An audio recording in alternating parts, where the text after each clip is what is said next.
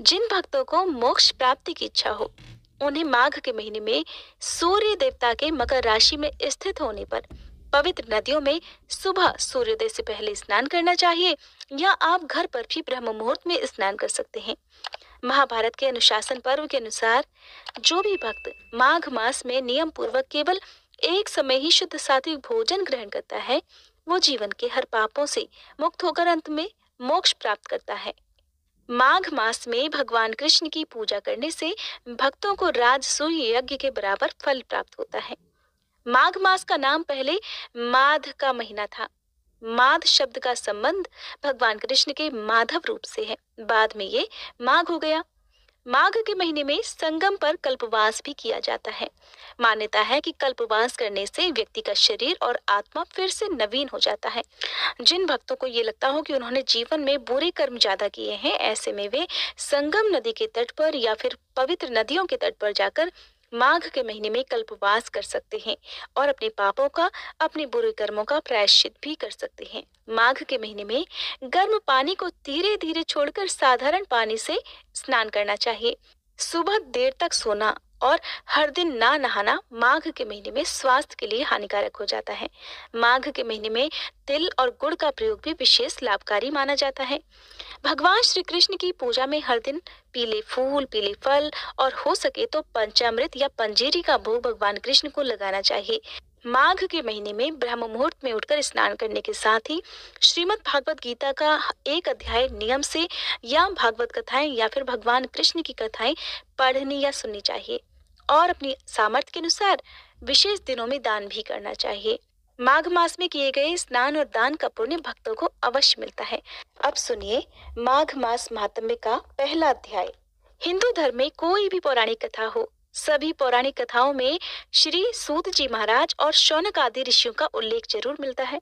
श्री सूत जी महाराज समय समय पर शौनक आदि ऋषियों को पौराणिक कथाओं का रसपान कराते रहते हैं। एक समय की बात है, श्री सूत जी ने अपने गुरु श्री व्यास जी से कहा कि हे गुरुदेव, कृपा करके आप मुझसे माघ मास का महात्म्य कहिए, क्योंकि मैं आपका शिष्य हूँ। तब व्यास जी कहने लगे, हे सूत जी, जो कथा अब मैं आपको सुनाऊंगा उसे ध्यान पूर्वक सुनो। तब व्यास जी कहते हैं कि रघुवंश के राजा दिलीप एक समय यज्ञ के स्नान के बाद पैरों में जूते और सुंदर वस्त्र पहनकर शिकार की सामग्री से युक्त कवच और शोभायमान आभूषण पहने हुए अपने सिपाहियों से घिरे हुए जंगल में शिकार खेलने के लिए अपनी नगरी से बाहर निकले। उनके सिपाही जंगल में शिकार करने के लिए मृग, व्याघ्र, सिंह आदि जंतुओं की तलाश में इधर उधर घूमने लगे। उस वन में वनस्थली अत्यंत शोभा को प्राप्त हो रही थी। उस वन की सुंदरता देखते ही बनती थी। कहीं कहीं हिरणों के झुंड फिरते थे, कहीं गीदड़ अपना भयंकर शब्द कर रहे थे, कहीं जंगली गैंडों का समूह हाथियों के समान फिर रहा था, तो कहीं वृक्ष की कोटरों में बैठे हुए उल्लू अपना भयानक शब्द कर रहे थे। कहीं कहीं शेरों के पदचिन्ह के साथ साथ घायल हिरणों के रक्त से भूमि लाल हो रही थी। कहीं दूध से भरी हुई थनों वाली सुंदर भैंसें फिर रही थी। कहीं पर सुगंधित पुष्प, हरी भरी लताएं वन की शोभा को बढ़ा रही थी। उस वन में कहीं तो बड़े बड़े पेड़ खड़े थे, तो वहीं उन बड़े बड़े पेड़ों पर बड़े बड़े विशालकाय अजगर और उनकी केंचुलियां भी पड़ी हुई थी। उसी समय राजा के सिपाहियों के बाजों की आवाज सुनकर एक मृग वन में से निकलकर इधर उधर भागने लगा और बड़ी बड़ी चौकड़ियां भरता हुआ आगे बढ़ने लगा। राजा ने उसे मारने के इरादे से उसके पीछे पीछे अपना घोड़ा दौड़ाया, परंतु वह मृग तो पूरी शक्ति से भाग रहा था। मृग कांटेदार वृक्षों के एक जंगल में जा घुसा और राजा ने भी उसका पीछा करते हुए उस वन में प्रवेश कर लिया, परंतु दूर जाकर वह मृग राजा की दृष्टि से ओझल होकर कहीं गायब हो गया। अब राजा निर्जन वन में अपने सैनिकों सहित प्यास के मारे अति दुखी हो गया, क्योंकि उस मृग के पीछे भागते भागते काफी समय हो गया था। बहुत देर तक दौड़ने और इधर उधर शिकार ढूंढने के कारण राजा के सैनिक भी थक गए थे और घोड़े भी थक गए थे, इसलिए वे वहां पर रुक गए। थोड़ी ही देर बाद राजा ने एक बड़ा भारी सुंदर सरोवर देखा, जिसके किनारों पर सुंदर घने वृक्ष लगे हुए थे। उस सरोवर का जल शांत, बिल्कुल एकदम सज्जनों के हृदय के समान स्वच्छ और पवित्र दिख रहा था। सरोवर का जल लहरों से बड़ा सुंदर लगता था।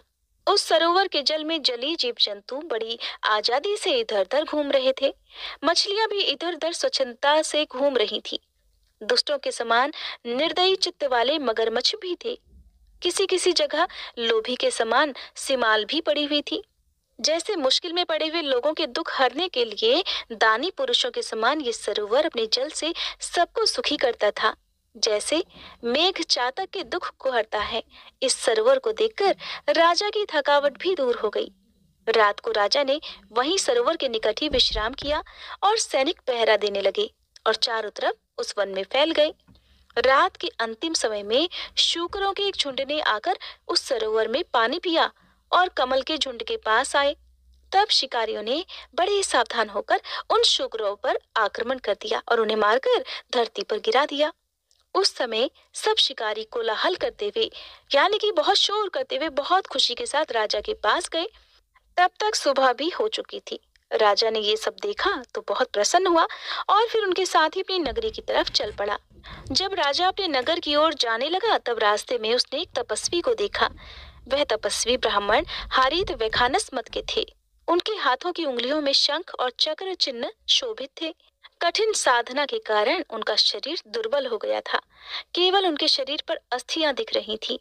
बड़े चतुर और कर्कश शरीर वाले वे थे। हिरण की खाल धारण किए, मृदु वल्कल वस्त्र पहने, नख लोम जता धारण किए निगम जप किया करते थे। ऐसे तपस्वी को देखकर राजा ने उन्हें रास्ता दिया और हाथ जोड़कर प्रणाम करके वहीं बैठ गया। तब ब्राह्मण ने राजा के भेष से समझ लिया कि ये जरूर कोई राजा है। तब राजा से परोपकार की इच्छा से कल्याण के बारे में कहा कि हे राजन, इस पुण्य पवित्र काल में कहाँ जाते हो? माघ के महीने में तो प्रातः काल सरोवर का स्नान किस कारण छोड़ रहे हो? इसके बाद राजा और उन तपस्वी के बीच में जो भी संवाद हुआ उसकी जानकारी आपको अगले अध्याय में मिलेगी। अगर आज की ये कथा आपको पसंद आई हो तो प्लीज वीडियो को लाइक जरूर कीजिएगा। मुझे कमेंट बॉक्स में बताइएगा कि ये वीडियो आपको कैसी लगी।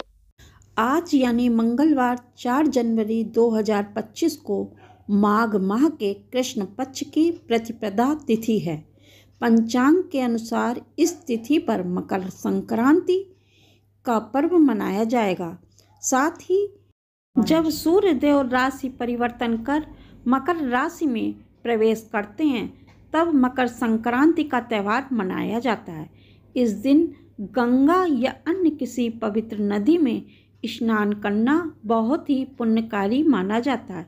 साथ ही इस तिथि पर दान पुण्य का भी विशेष महत्व माना गया है।